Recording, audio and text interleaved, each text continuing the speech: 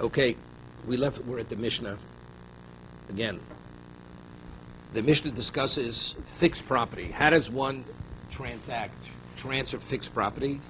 So the Mishnah says, and fixed property is referred to as nechosim sheish ben achrayus, that a person will lend money based on the security of property. That's why fixed property is called achrayus. A person is sufficiently comfortable when he has, as what similar to collateral, he has fixed property that if the loan is not paid, the Gemara says in Bava Basra, nichsin the inish arvin loan, that the possessions of a person are the guarantors for the loan. Right? What guarantees the loan? The answer is person has possessions. But which possessions are the guarantor? Fixed possessions which she can't destroy, okay, they are the guarantors. But movables, which can be destroyed, can be hidden, they cannot be the guarantor, because the borrower is able to dispose of them, right? And the lender is not able to locate them. But fixed property, that's the chosin sheish ben achrayus. They can assume responsibility as the guarantor for the loan. Now, if you want to transact fixed property to sell it, to transfer ownership, nikli b'keser shtar b'chazaka. She'ein lem b'achrayus. What about properties which you don't use as the guarantee for the payment, which are movables? Ein nikli elam b'mishicha. How does one acquire it? Mishicha, pulling it. We'll discuss what pulling it is. Pulling it into your domain. Nechosim sheish lem achrayus, she'ein lem achrayus.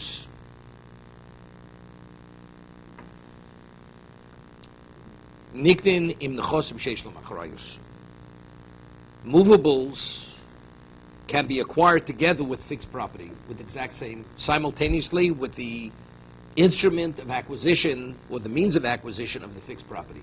Although if you give money for movables, you want to transfer movables with a document, it's not a valid transfer.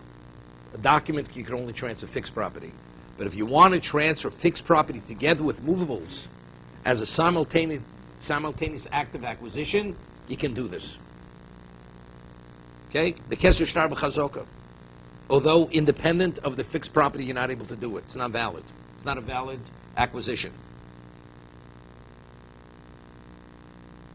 V'zokim is an nechosim sheish lem achrayus l'shav aleim. Also, the movables are able to bring about an oath for the properties that normally one doesn't swear for. The Gemara has a klal prat klal based on the structure of the pasuk. When the Torah speaks about an oath, the Torah says, "Kitei nish el reo kesef o kelim." Now, kesef, money or vessels, they're movables. So the Gemara says that the only time the claimant is able to impose an oath on a person, it's davar hametaltel v'gufa mamon. It's something which is immovable and it has innate worth. Not it represents something else. Like what about a document, a shtar? A shtar is not called gufa mamon. A document you're able to use to make a claim with a document. But so therefore it has to be movable and it has to be gufa mamon. So if a person has a claim regarding fixed property, cannot impose an oath on the person who the claim is against. Eim nishbam al karkos. What about a person swearing on metaltling, on movables? We have the concept of gilgul shvur. Once a person is able to impose the oath on the person he has the claim against for the movable, he's able to impose an oath for the fixed property. For instance, what's the classical case? If a person is kofar hakol, person that fully denies the claim, one doesn't swear on the Torah level. One only swears if you have a partial admission. It's called motiv mikzas. We discussed this yesterday, what the rationale, we just started to speak about it. One position is, why does one swear by motiv mikzas when you have a partial? I say, you owe me 100, and the person says, I only owe you 50. There, the Torah says you have to swear, the person has to swear, take a Torah oath. Why do you have to take a Torah oath? Because the Torah says, ki uzeh. Ki says, this is what I owe, not what you say. Okay? That's motiv mikzas. Kofar Akol, but if let's say he says, you owe me, and he says, I owe you nothing, one doesn't have to swear. That's Kofar Akol. What about if a person has two claims? He says, I lent you $100 on January 1st. He says, not $150. And I lent you $100 on January 2nd. He says, you didn't lend me anything on January 2nd. And the claimant makes the claim simultaneously in court. I lent him I made two loans. One, the first, the second. The first one, he makes a partial admission. The second loan, he totally denies. The halacha is, although on Kofar Akol, where you have a total denial, you normally don't swear, but since both claims are made simultaneously, once he's able to impose the oath on the first claim, he swears even on the second claim, even on the Kofar Akol. That's called Gilgul Shvur. We roll it. Once you start swearing, we make you swear even in instances which normally you don't have to swear. Unrelated, totally unrelated. No, separate shvur. Separate oath. So similarly, normally one doesn't swear on property, on fixed property, because it's not immovable. But I have a claim. I lent you $100, he makes a partial claim, and also I gave you so much property, and he says, no, it wasn't that amount, it was less. So normally, even though it's a motive mixus on fixed property, it's a partial admission, one doesn't swear on fixed property. Once he's able to impose the oath on the movable, he's able to impose the oath on the fixed property. But this man is doing this. Does it take Two oaths. Two oaths. There's a long sentence. It's called two oaths. It's called two oaths. Because let's say he lied. It's a mission in Shavuos. Let's say a person responds with an oath. When a person swears falsely, he has to bring a korban. Now, how many korbanos does he have to bring? Let's say he didn't know he wasn't permitted. Or he did it deliberately. The Torah says he has to bring a korban. He has to bring a korban to each one of the claims. Right? Each one of the claims he has to swear. He says, I don't know you this and I don't know you that. Saying that, it says, I swear I don't know you A and I swear I don't know you B. Although he didn't use the word I swear, but if his response is, I don't owe you A and I owe you B, where he imposes the oath, it's as if he took two oaths. And therefore he has a double liability. The word you expressed it, I swear I don't owe you A, and I swear I don't owe He you doesn't B. have to swear. He says, I don't owe, he says, the court says, we impose an oath on you on A and B, and he says, I don't know either. I owe A, right? He says, I don't owe more than 50% on A, and I owe nothing on B. That's all he says. It's the equivalent thing to oaths. Because he's responding to what the court is saying to him. We impose an oath on A and B. He says, I don't owe A, or I do owe partial A, and not at all on B. Okay, it's a side issue. It's a mission in Shavuos. More than makes us more likely to believe somebody because they have the capability of saying nothing. Good. So- Gemara asks so- your question. He has a migu, right? So that- Every motive mixus, he has a migu, right? Believe me that I only owe you part of your claim, because if I wanted, I could have denied it totally. And if I would have denied it totally, I don't have to swear. What do you swear? Swearing is a verification you're telling the truth. Right. So I have a migu, right? So that's the Gemara's answer. The reason why it's not a valid migu, because a person would prefer to make a partial admission than openly deny it, because that instantly can't be in the presence of the one who's making the claim against him. Ain't no demeis pon of the Pnei Balchova. Force himself to swear. It's much easier to lie and not swear than lie and swear. Once you're telling a lie, you might as well say you owe nothing rather than have to swear on it. No, that's not the question. The question is, the Gemara says, why does the Torah impose an oath? The only reason why we need an oath is to verify, for verification. You have a migu. So why did the Torah ever impose the oath? That's the question. You have a migu. The Gemara says the migu is not a valid migu. But I'm saying the legal is a stronger legal because I could have said nothing and not sworn. So I said something that's making me swear. I have to be crazy to do that. Believe me that I'm saying that what I only part of the claim, because I could have denied it. But you can't lie. I wouldn't have had to swear. Yeah, but you can't. See, it's not true. It's not true. It's not true. It's not. What you're saying, even though on paper it makes sense, but in the reality of life it's not. To lie directly in a person's face, a person has difficulty with that. More than once, but 3 years old. Right? I'll give you an example. The Torah says, "V'adatu pnei zokein, yirei me'elokecho." Right? It's pasuk in the Torah. So Rashi says, what is it, yirei me'elokecho? That if you have a person who's a Talmud Chacham, comes within your 4 cubits, you have to acknowledge his presence and stand. What about he comes within your 4 cubits and you behave as if you don't notice him? Although nobody knows what's in your mind, but God knows what's in your heart. Or let's say, then says, do not put a stumbling block before your fellow. What is putting a stumbling block? You give a person bad advice. You say, you encourage him to sell his property, and you're going to have a third party buying the property, which ultimately is going to come back to you.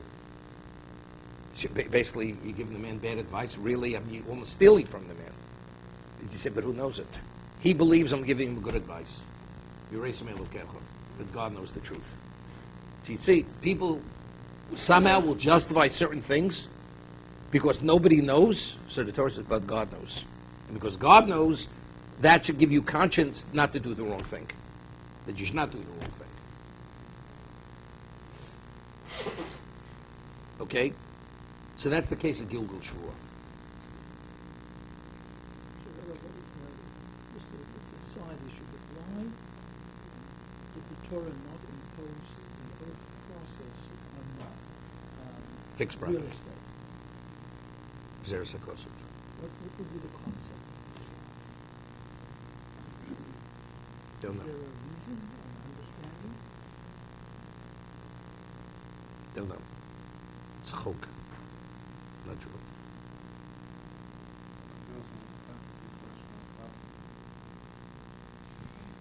It's harder to steal real estate.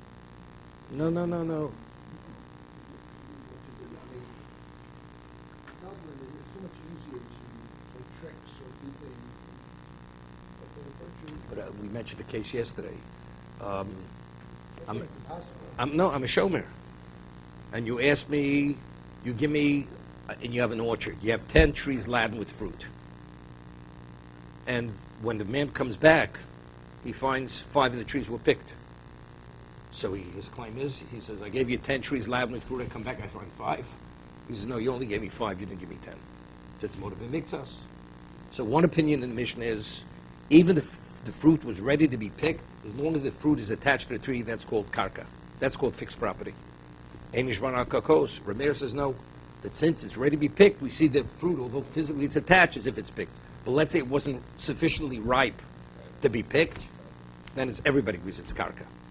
So you see that, you're able to remove something and you claim as you never received it. The same thing, I mean, you claim you gave me 1 gift, and I say I say 2, you say 1. I mean, there are cases of karka. So leave it at Xeris HaKosov.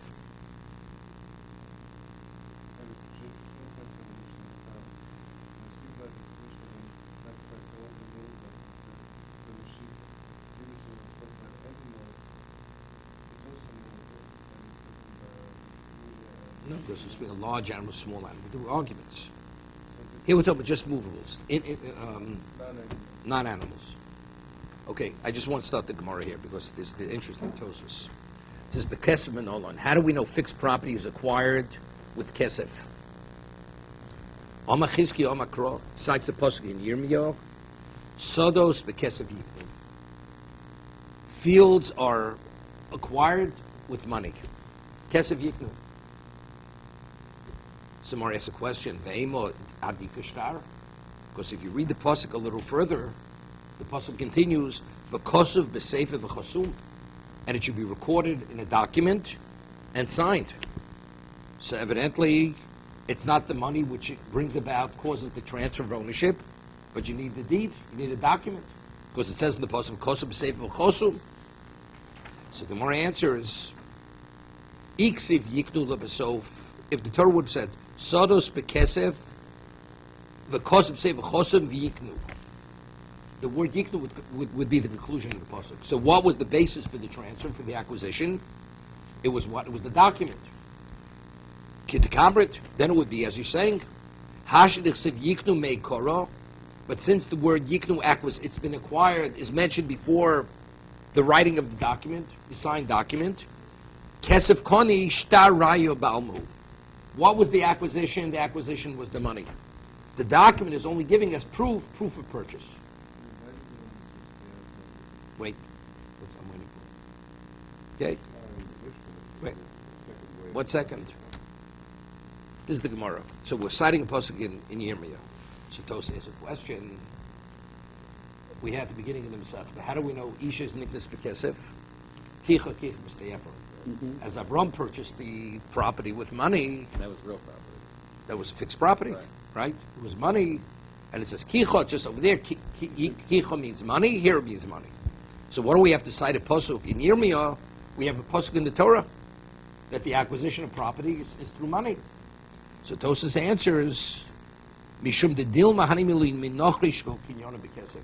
Who did Avram purchase the Morris Bakpela from? A non-Jew. Everybody agrees the acquisition of a non-Jew is money. He was talking among Jews. Transfer of fixed property among Jews. So the question is, how do we know? Maybe that's the acquisition of a non-Jew because his means of acquisition is money. But Jew to a Jew, how do we know his means of acquisition is money? So therefore, we cite the pasuk in Yirmiyah, it's between Jew and Jew, the transaction. Okay? That's Tosas. So that's always the Gemara says. It's really Hilsa Gemirula. It's Halacha M'Shem Sinai. Except by the Navi stating it, that he's only recording what Halacha M'Shem Sinai is. Okay? But, okay, Tosas is the Dilma. He says, maybe, because over there was a non-Jew, therefore that's not a sufficient source. Therefore we have to cite the pasuk in Yirmiyah.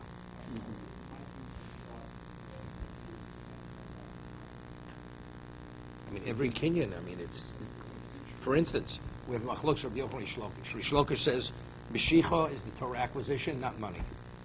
It's based how to interpret a pasuk. But everybody agrees, a non-Jew, his acquisition is money. So you see, the means of acquisition is based on Xeris HaKosov. It's not what you decide to be the means of acquisition. So now, it's interesting. If I'm not sure if this article, if you have Tab Gimel, the Gemara asked the question, why can't you marry one with Chalipin? Right? Remember the Gemara's question, Tab Gimel. So the Gemara says, because Chalipin, you're able to transact something through barter acquisition, even Spoch Mishav Pruta. Even if it's less than a penny. And it says, and now there's not between Rashi and Tosas and Rabbi Tam what the Gerson Gemara is. So Rashi learned, Isha lo makanya nafshi pas Mishav Pruta. A woman will not be in agreement to be married for less than a penny. And since Chalipin is pas Mishav Pruta, therefore it's not a valid means of marriage. That's Rashi. So Tosas Rabbi Tam asks on Rashi, he says, so what about if a woman would have agreement? You tell me it's only because a woman would not be agreeable. So what about if a woman will be agreeable? Because we have a case over there. Bate, the Rabbianai, they would only accept no less than a pail of gold coins. So you see, there you could say whatever. So just as a woman wouldn't accept anything less than more, so this woman's agreeable to take less than a penny. So therefore, Rabbi Tam says he changes the text. It says lo makanya, not lo makanya. Chalipin doesn't work if it's less than the Shabbat Pruta. Why? Because he asks a question. If we're learning out Kicha Mistayafron, Tosas asks, why can't you marry a woman with Chazaka? You could acquire a piece of property with Chazaka, so you should be able to marry a woman with Chazaka. That's Tosas' question. As property is acquired with Chazaka, a woman should be able to be acquired with Chazaka. 1 second. We have whatever Chazaka is. Okay? We have chazaka by a slave. You tell your wife, bring my clothing to the bathhouse. Right? That's a chazaka. You're demonstrating that, so good. I mean, we shouldn't give, but this is Rabbeinu Tam. Rabbeinu Tam asks, why do we learn kicha, let's learn chazaka from the properties? He says, the answer is, because the Gzer is only what's explicit in the pasuk. Just as Abraham himself, it says, how did he purchase? What does the word kicha mean? Kicha means money, because it says he purchased with money. So just as over there, kicha, it's not I'm learning that a woman is like a piece of property. Just as the word kicha, in terms of Avram's acquisition, it means money. Marrying a woman, when it says kikach, also means giving her money. But not that I'm saying that a woman's like a piece of property. That's Rabbi Tam's answer. Remember? Why it can't be fully. No, so he says the Gemara originally said, why can a woman be acquired? So the Gemara originally had thought that chalipin is a means of a monetary transfer. A barter, it's money for money. But since we see chalipin is effective in pruta, even less than a sense, you see clearly that the category of chalipin is not classified as a money transfer. It's a new means of acquisition. Therefore, it can't be learned from the pasuk. I'm only learning from Avram. Just as kicha means money, kicha by kiddushin means money. And since I see chalipin is effective even if it's less than shovet pruto, evidently it's not classified as a monetary transaction. Therefore, it has no relevance to the woman. Because what's explicit by Avram is kesef. That's Rabbeinu Tam. Okay? According to that, I mean, the question doesn't even start. Rabbeinu Tam saying, Tosa says, why don't I learn from Avram? If just as he purchased it with money, we should learn from Avram. So let's learn from Avram. He purchased it. We're saying that kicha is like property. Just as he purchased with money, so he says, what do we have to quote, cite the verse in Yirmiyah? Let's learn from the Torah. We say property can be purchased with money. He says, no, we can't learn from there, because that's before Matan Torah. I mean, the question doesn't even start. The question doesn't start. Even if you tell me property can be purchased with chazaka, right? Let's say Ephron, let's say it would have been chazaka. It has no relevance to us. Has no relevance to us. Why? Because he's a non-Jew. He's a non-Jew over there. Okay. Yeah. No, evidently, Tosas is saying because Why does kesef? Minochri. Avram Avinu, he's looking at, he's classifying as a Jew. Tosas in, since he was purchasing it from a non-Jew, and the acquisition of a non-Jew is money, therefore that would not be a basis to say the transfer of a fixed asset between two Jews would be money. So it seems to be over there, it's because Ephron wasn't a Jew. Avram, the problem's not with Avram. So how do we learn kesef then? Before the Torah? No, because we're not learning it. It says, what is the meaning of the word kicha? What is the meaning of the word kicha?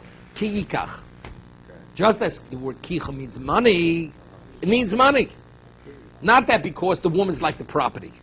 It has nothing to do with the woman being a property. We just want to know, what does the word kicha? If you look up in the dictionary, kicha, what does kicha mean? Kicha means money. How do we know kicha means money?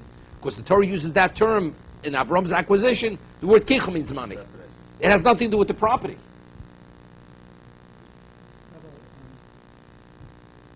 if we were asked a question, two non-Jews trying to transact, would we say money for property works?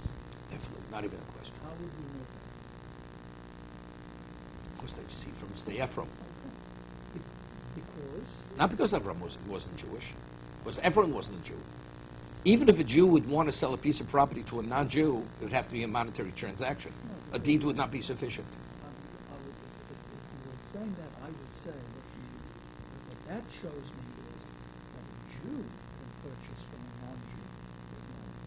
How would I know that a non-Jew can purchase from a non-Jew? There are other with money? psukim. There are other psukim. So There are other you haven't psukim. got the full Right, picture. right. You don't have the full picture. Correct.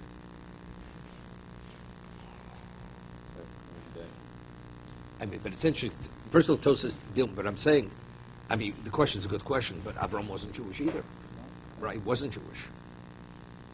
And therefore, So therefore, what does it mean? Because he's purchasing from a non-Jew. It's two non-Jews transacting a transfer of fixed property, right? you didn't have the pasuk yet. See, Tosas doesn't have to focus on Avram being a Jew or non-Jew. It's enough just to say that Ephraim wasn't a Jew, right? Once we speak about Ephraim, definitely had no relevance to being a Jew. You know, there's a whole discussion. You know, the famous Mishnah Melech. Mishnah Melech is the commentator on the Rambam. So he has a sefer called Derech Pikudecha, where he goes to explain many of the stories in the Torah, the disagreement between Yosef and his brothers. right? What were the discussions, right? They ate a bet pekua. The mother was slaughtered. They found a calf within the mother. So he went and he talebeared to his father that they were eating Evim min achai. Evim min achai. So what? He just made it up. He didn't investigate. He investigated. He says because Yosef was of the opinion that before Matan Torah, what was the status of the sons of Yaakov? They've been Noach. So according to one opinion, a ben pekua, the halacha that shechita is a matir, that shechita permits ben pekua, that's only for a Jew.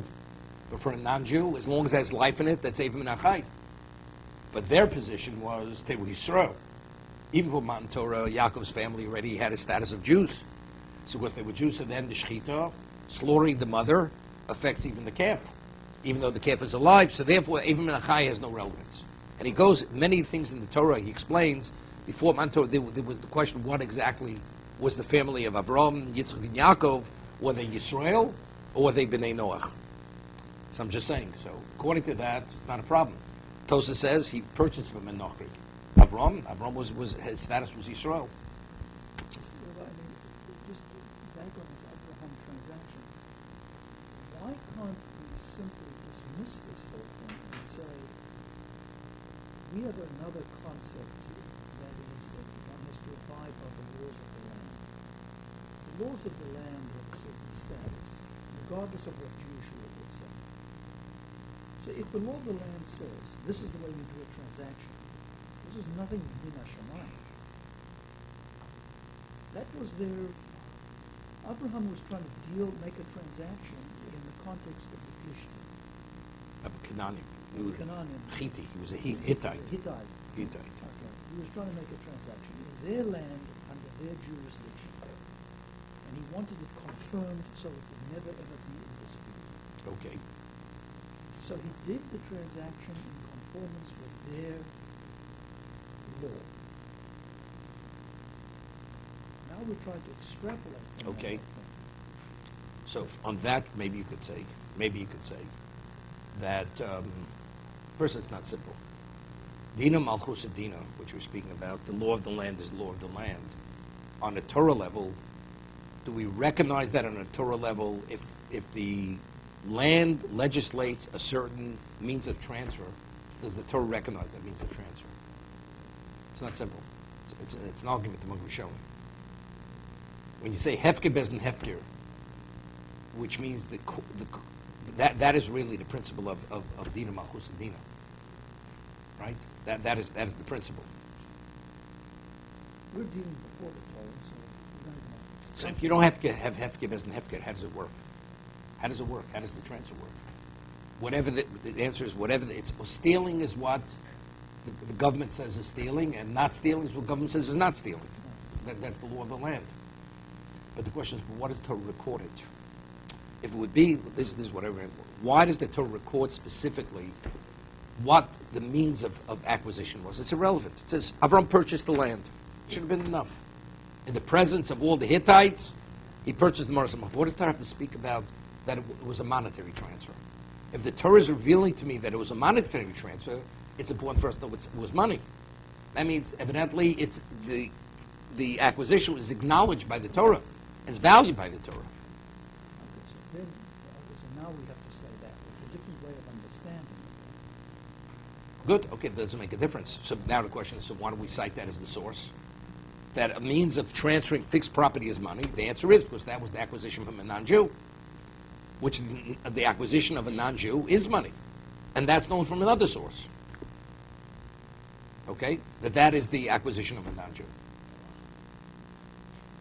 So we're back to square one. How does a Jew transact with another Jew? What is the source of that? So they're quoting Pasuk Yirmiyah. That's our Gemara here. Sodos bekesef yiknu. How do you acquire a field? With money. So why do you have to wait for Yirmiyahu? Where did Yirmiyahu get it from? So that was Moshe's question, which the Gemara asks very often. Yecheskel cites certain things. Until Yecheskel came around, recorded it, committed it to right, how do we know? So Gemara says, Hilchig, it's Aloch L'Moshe Sinai. And it's only he committed it to writing that now we know that initially was ordained at Sinai. But otherwise we wouldn't have known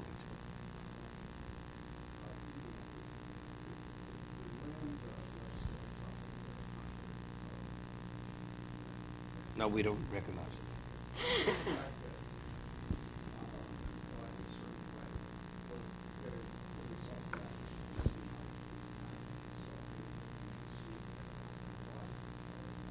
Yeah, but let's say the Torah says the means of acquisition is egg, and now the court says, but you could also acquire something differently. It's not contrary to the Torah. So good, sir. So that's his question. So, no, but that's Dina Malchusadina, but that's Dina Malchus. It may have been the law of their land there, but it may be their land, their law. But he was saying the universal kinyan of a non-Jew is money. Universal. It's the universal acquisition from somewhere else.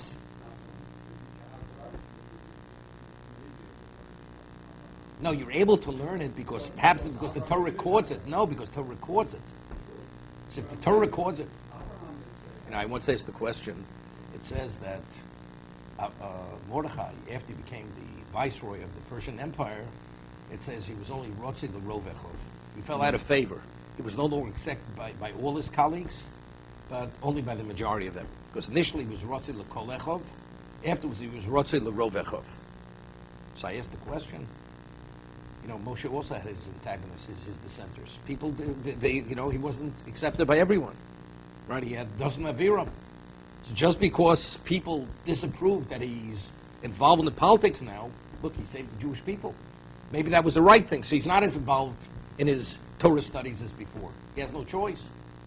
So that it says Rovechov, why is that an indication that actually he was no longer at the same level? The Gemara says, from here we see that Gedola, Talmud Torah, Mehatzos and Nefoshos. That the study of Torah is great at even saving lives. Because you see, he's only Rotzi l'Rovechov. Because there's a criticism here. That there was a minority of his peers who disapproved. His peers. His peers. But the Gemara says this. So I'm asking, what's the proof?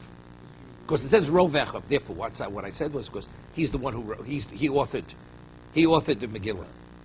So if there was no basis for that position, so why even record that position? So evidently there was a basis for that position. Because Mordechai and Esther, they're the authors of the Megillah.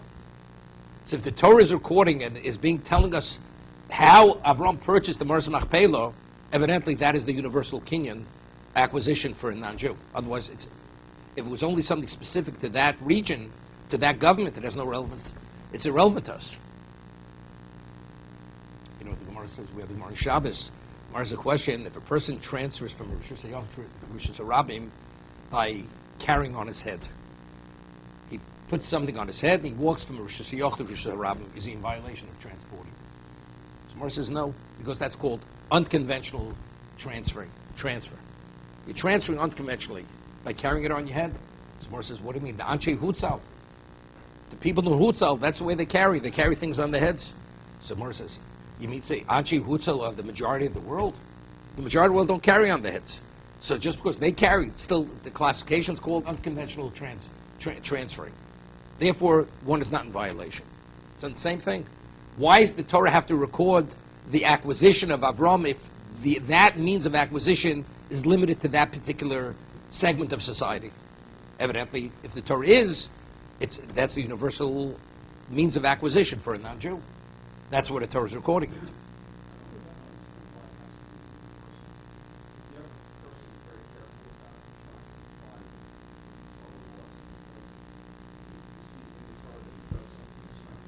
No, universal on the Torah level. Universal on the Torah level. Not universal among non-Jews. That is the universal acquisition for a Jew prescribed by the Torah. And that's why Avram engaged in that type of transaction. Specifically money. This wasn't Ephron's choice, this was Avram's choice. Because it says Avram paid out that amount of money. Question on ownership here. If one nation conquers another nation and occupies their land, what happens to the conquered people's ownership rights in their land now that they're a conquered person? Conquest is acquisition. Conquest is acquisition. So when Eretz Israel was conquered, did we lose the right to the Machpelah? No. No. How would you know that? That's not- Did we lose? Let's say it's better. Did we lose the right to the land? What are you talking about the machpelah? Yes, okay. Okay. Let's go. So, it says in the Torah, the land will be yours, your children, and your children's children. Well, if it's yours, it's your children's. The answer is no. If it's yours, it's conquered from you, it's no longer yours.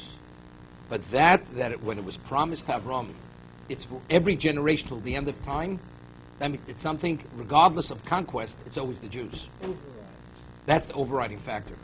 That's the difference between Eretz Yisrael and any other location in the world. So it's an exception to that general. Correct.